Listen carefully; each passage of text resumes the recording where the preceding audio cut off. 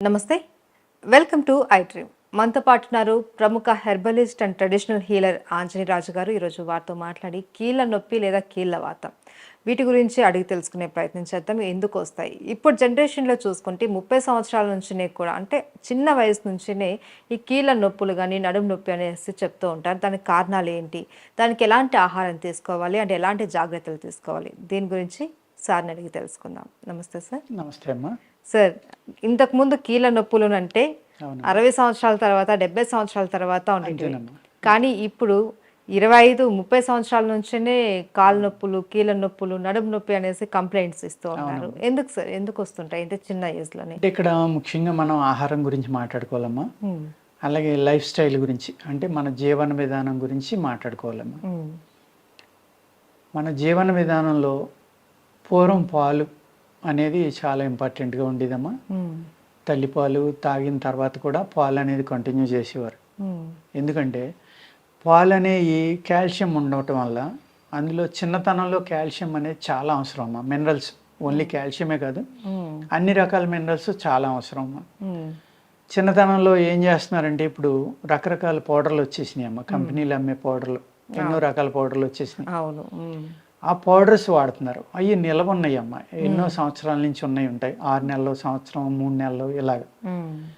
పూర్వం ఏం చేసేవారంటే అప్పటికప్పుడు అన్ని రకాలు కలిపి పప్పులు, పెసరపప్పు, మినపప్పు, కందిపప్పు ఇలాంటి కొద్దిగా లైట్గా వేపించి పౌడర్లు చేసి కానీ, అన్నీ తల కాస్త వేసి కానీ ఒక అత్తేసరి అన్నం లేక వండటం, లేకపోతే ఈ పౌడర్ని ఉడకబెట్టి అందులో అన్నం కలిపి చెయ్యి తడిసిపోయేటంత నూనె, నెయ్యి కలిపి కానీ ఆ పిల్లలకి పెట్టడం. గోరుముద్దలు అనేది ఉండేదమ్మా, మేగడ కలిపి. ఇవన్నీ కూడా హైలీ మినరల్లో మంచి హై ప్రోటీన్, విటమిన్స్ తోటి కూడిన ఫుడ్ అమ్మ అది అప్పట్లో పెట్టేది. ఇప్పుడు అవి ఏం పెట్టట్లా, రకరకాల ఫుడ్స్ వచ్చేసినాయి అమ్మ. ఇవి కూడా ఉపయోగపడుతున్నాయి, బాగానే ఉపయోగపడుతున్నాయి పిల్లల గ్రోత్లో కానీ ఇంకోటి కానీ. అక్కడ అసలు ఫలితం లేదని నేను చెప్పట్లేదమ్మా, కానీ అది న్యాచురల్గా వచ్చినాయి.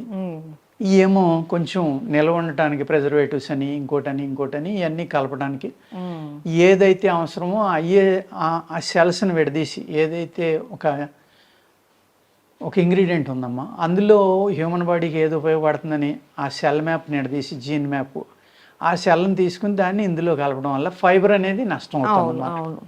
ఫైబర్ కంటెంట్ ఉంటే అది త్వరగా ఖరాబ్ అయిపోతుంది. అవును. ప్లస్ ఈ ఫైబర్ లేకపోవడం వల్ల ఏమవుతుందంటే ఇంటెస్టైన్స్ క్లీన్ అవడం అనేది తగ్గుతుంది. అదేవిధంగా ఈ డెఫిషియన్సీ ఉన్న ఆహారాలు, అంటే ఏ అయితే కావాలో అవి తినకుండా అనేక రకాల కొత్త రకం ఫుడ్స్ వచ్చేసినాయి అమ్మ. ఈ ఫుడ్స్ తినటం వల్ల పూర్వం అటుకులు ఉండేవి, ఇప్పుడు అయ్యో అంటున్నారు, కెల్లాగ్స్ ఏంటంటారు, ఏయో అంటారు కదమ్మా, ఫ్లేక్స్ అంటారు. ఆ కార్న్ ఫ్లేక్స్ అని, ఆ ఫ్లేక్స్ అని, ఈ ఫ్లేక్స్ అని అయ్యో కల్పిస్తున్నారమ్మా. అలా కాకుండా పూర్వం ఏం చేసేవారంటే ఈ నెయ్యి ఎప్పుడైతే చక్కని మేగడ, నెయ్యి, పెసరపప్పు, కందిపప్పు ఇవన్నీ అందులో ఉండేయో అద్భుతమైన ప్రోటీన్, విటమిన్ ఆహారం ఉండేదమ్మా. అదేవిధంగా ఈ సైకిల్ తొక్కేవారు తప్ప స్కూటర్లు లేకపోతే కార్లు ఇలాంటివి లేవు. ఇవాళ ఒక 200 మీటర్స్ వెళ్ళాలన్నా బండి తీస్తున్నారు. పూర్వం నడిచి వెళ్ళేవాళ్ళు. 200 మీటర్స్ కాదు, 5 కిలోమీటర్స్, 10 కిలోమీటర్స్ ఇలా నడిచేవారు. కష్టం అనేది ఎక్కువ ఉండేదమ్మా పూర్వం. ఆ కష్టపడడం వల్ల ఆహారం ఏ సీజన్లో వచ్చే ఆ సీజను, కల్మషం లేని ఆహారం, ఏదైతే ఈ కెమికల్స్, పురుగు మందులు, ఎరువులు లేని ఆహారం తిన్నారో అది భూమిలో కూడా అద్భుతమైన శక్తి ఉండేదమ్మా. ఎందుకంటే ఆవు పెంట కానీ, దోళ్ల పెంటలు కానీ ఇలాంటివే బలం కోసం, పంట పండించడం కోసం పొలాల్లో వాడేవారమ్మ. ఇప్పుడు అనేక రకాల కెమికల్స్ వాడేస్తున్నారు. ఆ కెమికల్స్ ఆహారంలోకి వచ్చేసి ఆ కెమికల్స్ వల్ల మన ఆరోగ్యాలు పాడైపోతున్నాయి. ఎముకలు అనేవి తొందరగా వీక్ అయిపోతున్నాయి. ఎముకల్లో గట్టిదనం ఉండట్లేదమ్మా. అదేవిధంగా స్వీట్ కార్న్ చాలా ప్రమాదం అమ్మా, బ్రాయిలర్ చాలా ప్రమాదం. ఇవన్నీ కూడా గ్రోత్ ప్రమోటర్స్ ఉన్నాయి. ఇవన్నీ కూడా ఈ తినటం వల్ల ఏమవుతుంది, మనుషులు అయితే మంచి హైట్ అవుతున్నారు, చూడడానికి బాగానే ఉంటున్నారు.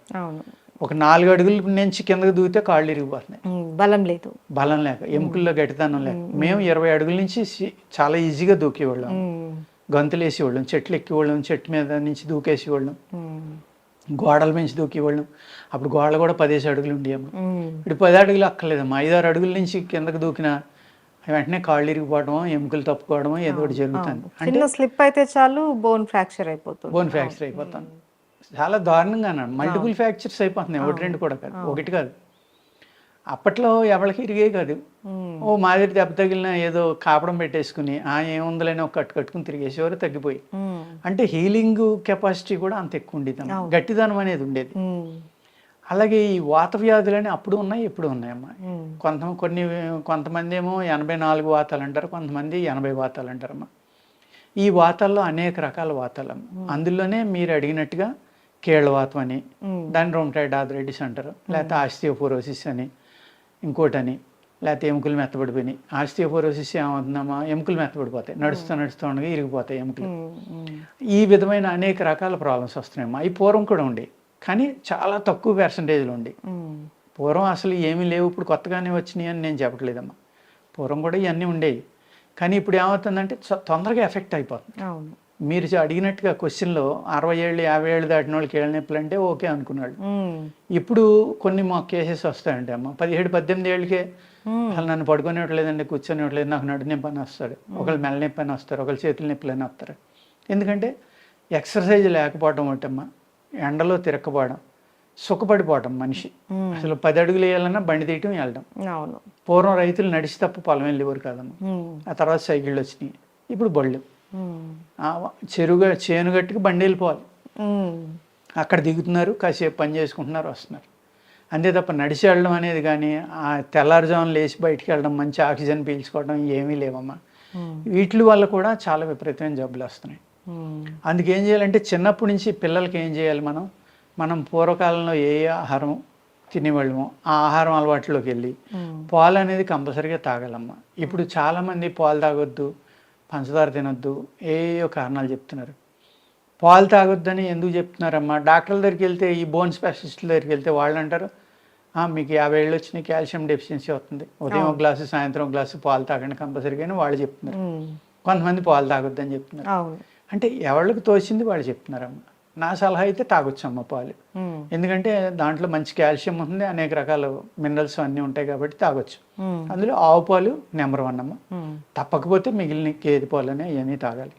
ఆవు పాలు అయితే మట్టికి అద్భుతంగా పనిచేస్తాయమ్మ. ఎందుకంటే ఆవు భూమి నుంచి వచ్చే గడ్డి తిన్న దాంట్లోంచి అబ్జర్వ్ చేసుకోవాల్సింది కాకుండా కాస్మిక్ ఎనర్జీ ఏదైతే ఈ మ్యాగ్నెటిక్ ఫీల్డ్స్ ఉన్నాయో ఈ సృష్టిలో, కాస్మిక్ ఎనర్జీ, యూనివర్సల్ ఎనర్జీ అంటాం.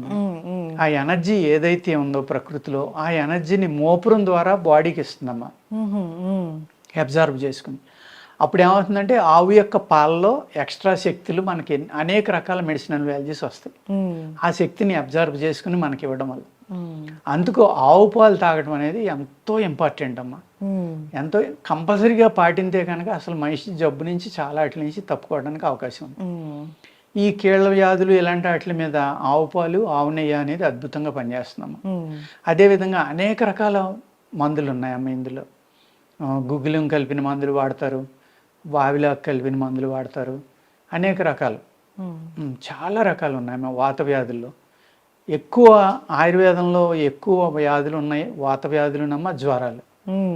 జ్వరాలు ఒక 250-300 రకాలు ఉంటాయమ్మ ఆయుర్వేదంలో. అందుకు ప్రతి ఆయుర్వేద పుస్తకంలో జ్వరం గురించి రాసిన తర్వాతే మిగిలిన జబ్బుల గురించి రాస్తారమ్మ. ఎందుకంటే ఈ జ్వరాలే అనేక రకాల వ్యాధులకు కారణం అవుతాయి. హార్ట్ అటాక్ కానీ, హార్ట్లో హోల్కి కానీ, లేకపోతే బ్లాకేజెస్ కానీ. అంటే ఇది ఒక సిమ్టమ్ లాగా వస్తుందా సార్? హై ఫీవర్ వచ్చినప్పుడు అనేక రకాల సైడ్ ఎఫెక్ట్లు బాడీలో జరుగుతాయమ్మా. ఈ జ్వరాల్లో ఎముకల్లోకి వెళ్ళి జ్వరాలు ఉంటాయమ్మా. అదేవిధంగా ఎముకల లోపల మజ్జ అంటాం మనం, బోన్ మ్యారో అంటాం. ఆ బోన్ మ్యారోలో ఉన్న సెల్స్ ఏవైతే ఉన్నాయో ఆ సెల్స్కి ఫీవర్ ఉంటుందమ్మా. అది మీకు దీంట్లో దొరకదు, థర్మామీటర్లో. బాడీ హీట్గా కూడా ఉండదు, కానీ అక్కడ ఫీవర్ ఉండి వాటిని తినేస్తాం. అటువంటి ఫీవర్స్ వల్లే ఈ క్యాన్సర్స్ కానీ, ఆటో ఇమ్యూన్ ప్రాబ్లమ్స్ కానీ ఇవన్నీ రావడానికి కారణం అమ్మా. అందుకు ఏ అయితే ఎముకల నొప్పులు ఉన్నాయో, కీళ్ళ నొప్పులు, నరాల నొప్పులు, మజిల్స్ నొప్పులు, ఈ నరాలు మజిల్స్ నొప్పులు కూడా, ఈ నొప్పులు ఉన్న వాళ్ళు ఏమంటారంటే మాకు ఎముకల నొప్పులు అనే చెప్తూ ఉంటారు. వాళ్ళకి అర్థం అవుతుంది మేము అడిగితే కానీ. ఆ విధంగా అడిగిన తర్వాత వాళ్ళు చెప్పిన తర్వాతే వాళ్ళ లక్షణాలను బట్టి అనేక రకాల మందులు తయారు చేసి ఇవ్వటం జరుగుతుందమ్మా ఆయుర్వేదంలో. ఆహారంలో ఏం చేయాలంటే ఈ పాలు ఎక్కువ తీసుకోవటం, నువ్వులు చిమ్మిల్ లాంటివి తినటం, అలాగే మినువులు వేపించుకుని సున్నుండలు లాంటివి తినటం, ఇటువంటివి చాలా బలమైనవి అమ్మ. ఎముకలు గట్టిపడాలి అంటే నువ్వులు సిమ్మిలు చాలా అద్భుతంగా పనిచేస్తుందమ్మా. అదేవిధంగా పాలు పనిచేస్తాయి, పాలకూర పనిచేస్తుంది. ఇలాగ ఏదైతే కాల్షియం ఎక్కువ ఉంది, ఏదైతే మినరల్స్ ఎక్కువ ఉన్నాయి, ఈ మినరల్స్ ఎక్కువ ఉన్నాయి మసాలా దినుసుల్లో కూడా ఎక్కువ ఉంటాయి అమ్మ. ఏది జాజికాయ, జాజి పువ్వు, జాపత్రి, లవంగాలు, ఈ 4 వాటిల్లో అనేక రకాల మెటల్స్ ఉంటాయమ్మా. ఈ 4 కూడా వేపించుకుని మనం మసాలాల కింద కలుపుకుని తినడం వల్ల కూడా బోన్స్ గట్టిపడతాయి. అందరూ ఏమనుకుంటారంటే ఎక్కువ మసాలా తింటే ఏదో ప్రమాదం అయిపోతుంది, వేడైపోతుంది, మసాలా తినకూడదు, మసాలా దినుసులు తినకూడదు అంటారు. కానీ అవన్నీ అద్భుతమైన మెడిసిన్స్ అమ్మ. మీకు లవంగాల గురించి 3-4 పేజీలు ఉంది, యాలక్కాయల గురించి ఉంటుంది, జాపత్రి, జాజికాయ, దాల్చిన చెక్క, ఇవన్నీ కూడా అనేక రకాలుగా మీకు ఉపయోగపడతాయి. అంచేత ఇలాంటి హెర్బ్స్ తింటాం మనం. ఏదైతే పూర్వకాలం మనం వాడుకునే వాళ్ళము ఆ రకమైన ఫుడ్స్ తీసుకుంటే అమ్మ ఎముకలు గట్టిగా ఉంటాయి. అలాగే యోగా కానీ లేకపోతే ఎక్సర్సైజ్ కానీ కంపల్సరీ అమ్మ. అవి చేసినప్పుడు ఈ నొప్పుల నుంచి విముక్తి చాలా బాగా దొరుకుతుంది. సరైన ఫుడ్డు, వ్యాయామం, ఈ 2 జాగ్రత్తగా పాటించమ్మా. మంచి మందులు వాడుకుంటే ఈ ఏదైతే కీళ్ళ వ్యాధులు, ఆటో ఇమ్యూన్ ప్రాబ్లమ్స్, అంటే మీరు అడిగారు కదా కీళ్ళవాతం అని, దాన్ని రొమటాయిడ్ ఆర్థరైటిస్ అంటారు, ఆస్టియోపోరోసిస్, ఇవన్నీ కూడా ఆటో ఇమ్యూన్ ప్రాబ్లమ్స్ అమ్మా. వాటికి మందులు లేవని చెప్తారు, జీవితాంతం ఏదో బిళ్ళమింగండి పెయిన్ కిల్లర్ అని చెప్తారు. అలా కాకుండా రూట్లోంచి తీసేయడానికి అవకాశం ఉందన్నమాట. తీసేసి పూర్తిగా తగ్గించడానికి కూడా అద్భుతమైన అవకాశాలు హోమియోపతిలో ఉన్నాయి, సిద్ధాలో ఉన్నాయి, ఆయుర్వేదంలో ఉన్నాయి, యునానీలో ఉన్నాయి. ఇవన్నీ కూడా ప్రకృతి సిద్ధమైన వైద్య విధానాలు కాదమ్మా. అలాగే వేల సంవత్సరాల నుంచి వచ్చిన వైద్య విధానాలు. ఇది ఋషులు, యోగులు తయారు చేసిన సిస్టమ్ కాబట్టి వాళ్ళకి అన్నీ తెలుస్తాయి. కాబట్టి దాన్ని మనం వాడుకుంటే కనుక ఈ వాత వ్యాధులు బ్రహ్మాండంగా తగ్గుతాయి అమ్మ. ఓకే, అది. Thank you so much sir. నమస్తే అమ్మా.